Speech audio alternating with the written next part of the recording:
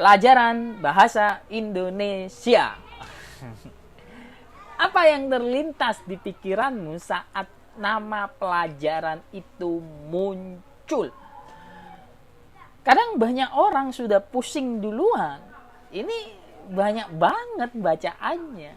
Ini ngomongin apa sih? Sampai-sampai kalau kalian di SMA dulu, penjurusan paling populer ya sebatas IPA dan IPS. Bahasanya kemana? Ke pinggir jurang, mau mati, ke tong sampah, nggak keurus, nggak ada yang minat, nggak laku dijual. Kok gitu amat nasibnya?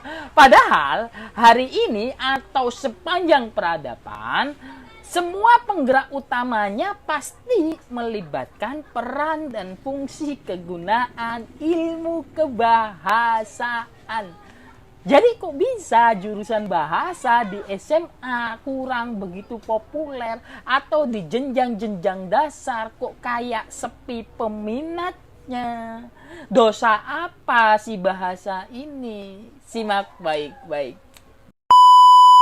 Kalau kalian perhatikan, kemampuan copywriting, bikin caption, nulis skrip, menulis berita, artikel, penelitian, semua itu lebih dominan dalam peran ilmu bahasa.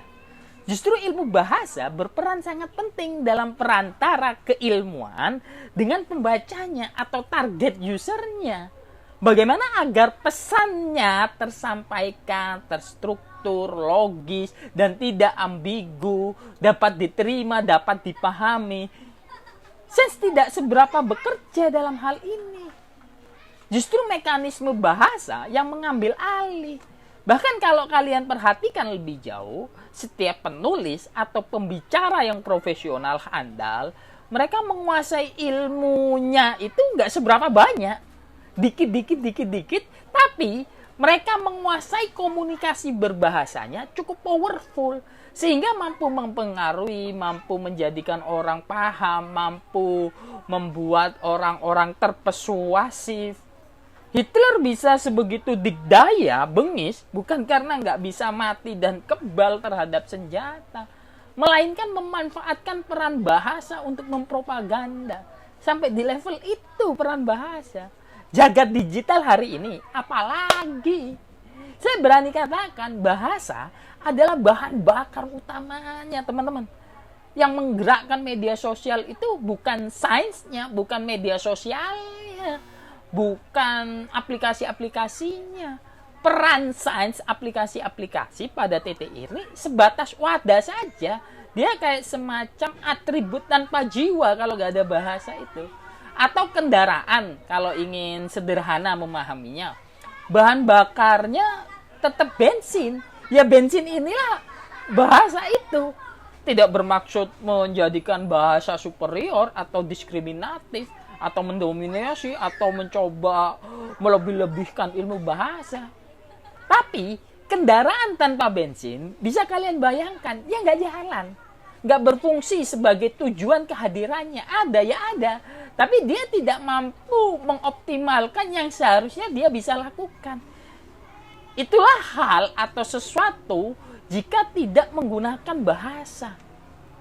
Sedangkan bahan bakar tetaplah bahan bakar. Bahasa tetaplah bahasa. Dia bisa berfungsi untuk kebutuhan lainnya.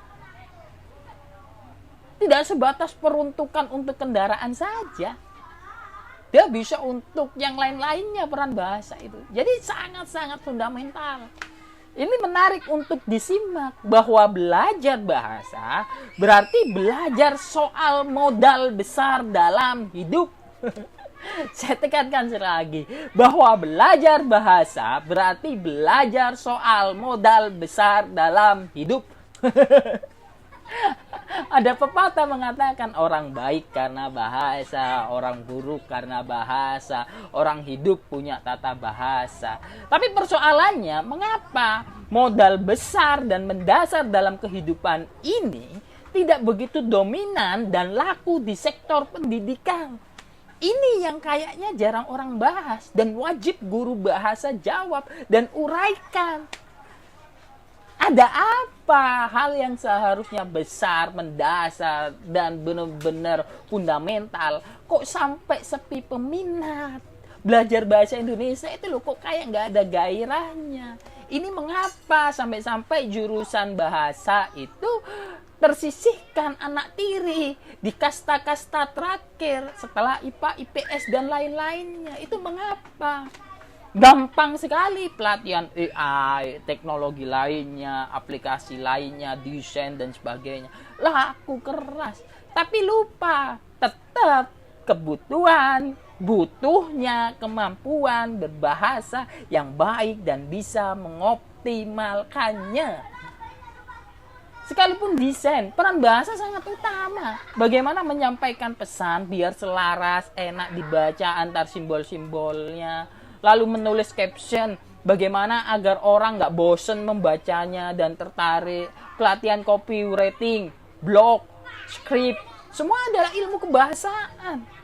Sampai-sampai ada syair yang mengatakan, jangan jatuh cinta sama orang yang pandai bahasa, karena kalian akan jatuh cinta berkali-kali. Anjay. Sangat-sangat penting mempelajari ilmu bahasa, teman-teman, baik teori sampai terapannya. Jadi, buat kalian yang selama ini menganggap remeh pelajaran bahasa Indonesia, sadarlah dan sadarlah bahwa belajar bahasa Indonesia sangatlah penting. Cuman ya gitu.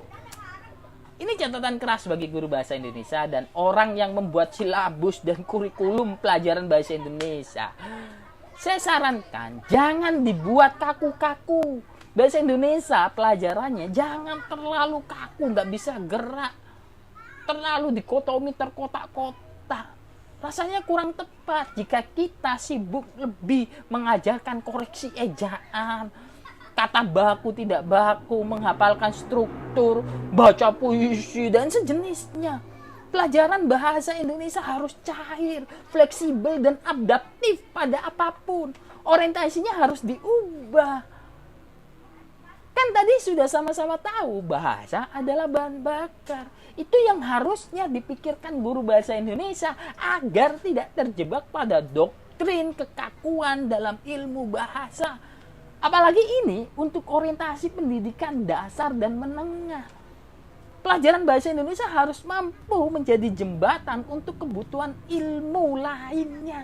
Caranya tentu dengan sering-sering melatih siswa berdialog, berani ngomong, banyak alasan saat memilih pilihan, punya alasan untuk itu, punya alasan untuk ini, karena ini saya mengapa begitu, dan seterusnya. Dialog-dialog semacam itu yang harus dibiasakan, mampu mengatakan latar belakang suatu persoalan.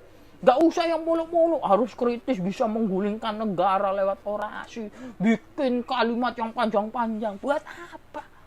Kita perlu untuk dialog saja pelajaran bahasa Indonesia. Dilatih terus-menerus tentang poin-poin tadi.